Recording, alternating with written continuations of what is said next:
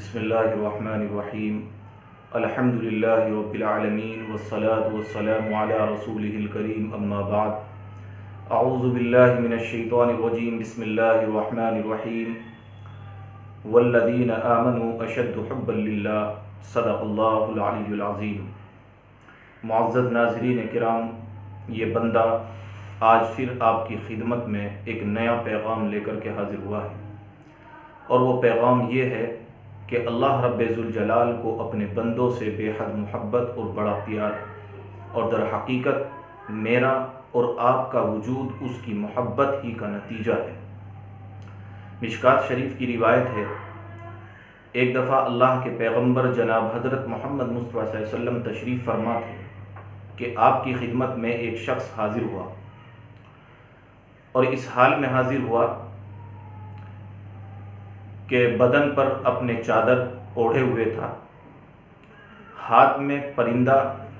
اور اس پرندے کے بچے تھے جن کو اپنی چادر کے کونے سے لپیٹے ہوئے تھا۔ خدمت میں حاضر ہو کر اس شخص نے عرض کیا کہ یا رسول اللہ، میں ایک درختوں کے جھنڈ کے قریب سے گزر رہا تھا کہ میں نے اس جھنڈ سے پرندے کے بچوں کی آواز سنی۔ میں اس جھنڈ میں داخل ہوا، میں نے دیکھا کہ چند ننھے منھے بچے ہیں جن کے بازوؤں میں ابھی اتنی طاقت اور اتنی سکت نہیں ہے کہ وہ ان بازوؤں سے اڑ سکیں، پرواز کر سکیں۔ میں نے ان کو اپنے ہاتھوں پر اٹھا لیا۔ میں جیسے ہی جھنڈ سے باہر آیا تو میں نے دیکھا کہ ان کی اماں میرے سر پر مڑلانے لگی۔ میں نے اپنے ہاتھ پر بچوں کو رکھ کر چادر کے ایک کونے سے اس ہاتھ کو ڈھانپ لیا تھا۔ میں نے اس کونے کو اٹھایا تو وہ ان بچوں کی میرے ہاتھ پر آ گئی اور ان بچوں سے چمٹ گئی۔ میں انتظار کرتا رہا کہ کب یہ اماں ان بچوں سے جدا ہو، مگر جب کافی دیر ہو گئی وہ ان سے جدا نہ ہوئی تو میں اسی حال میں ان بچوں کو اور ان کی اماں کو لے کر آپ کی خدمت میں حاضر ہوا۔ اللہ کے پیغمبر نے فرمایا کہ تم ان بچوں کو اور ان کی اماں کو زمین پر رکھ دو۔ پھر اللہ کے نبی صلی اللہ تعالی علیہ وسلم اپنے ان صحابہ کی طرف متوجہ ہوئے جو اس وقت حاضر خدمت تھے، اور عرض کیا کہ کیا تم کو بچوں کی اس اماں کو جو اپنے بچوں سے محبت اور شفقت ہے، اس پر تم کو تعجب ہو رہا ہے؟ یاد رکھیے، قسم ہے مجھے اس ذات کی جس ذات نے مجھ کو اپنا دین حق دے کر کے بھیجا ہے، جتنی ان بچوں کی اس اماں کو محبت ہے اس سے کہیں زیادہ تمہارا پروردگار تم سے محبت کرتا ہے۔ شفیق پروردگار اپنے بندوں سے بے حد محبت کرتے ہیں۔ تو ناظرین کرام،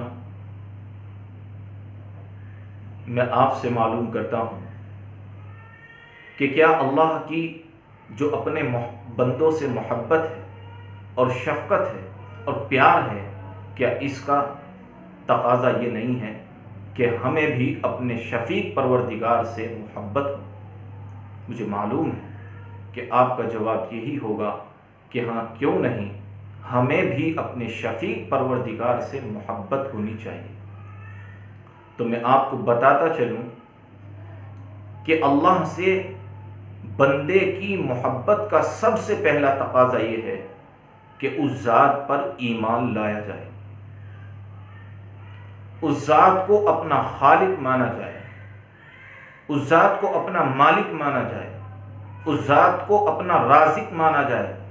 اپنا رزق دینے والا تصور کیا جائے، اس ذات کو موت و حیات دینے والا مانا جائے۔ مختصر یہ کہ اس کی ذات پر اور اس کی صفات پر ایمان لانا، یہ بندے کی اللہ سے محبت کا سب سے پہلا تقاضا ہے۔ اس کے بعد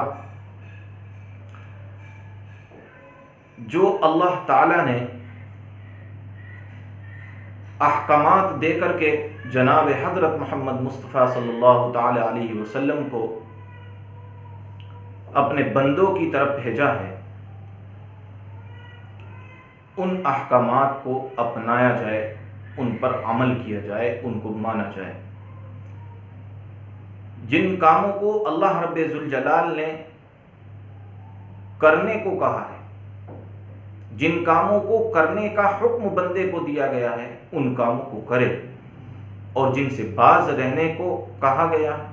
باز رہنے کا حکم دیا گیا ہے، ان سے باز رہے۔ یہ اللہ تعالیٰ سے بندے کی محبت کا تقاضا ہے۔ اور اگر خدا نخواستہ اگر کوئی شخص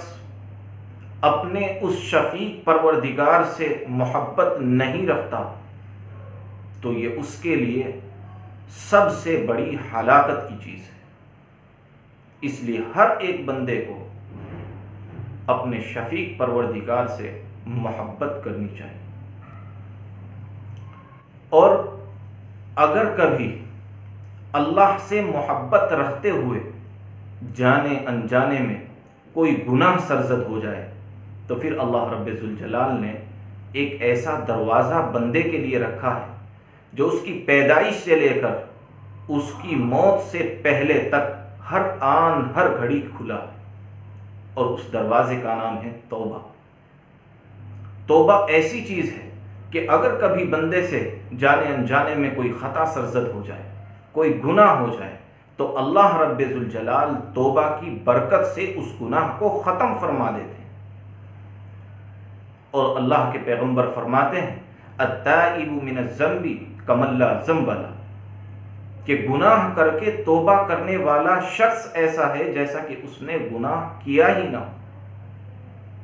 تو اگر کبھی شفیع پروردگار سے محبت کے باوجود کبھی جانے انجانے میں کوئی خطا سرزد ہو جائے تو اپنے شفیع پروردگار سے توبہ اور استغفار کریں۔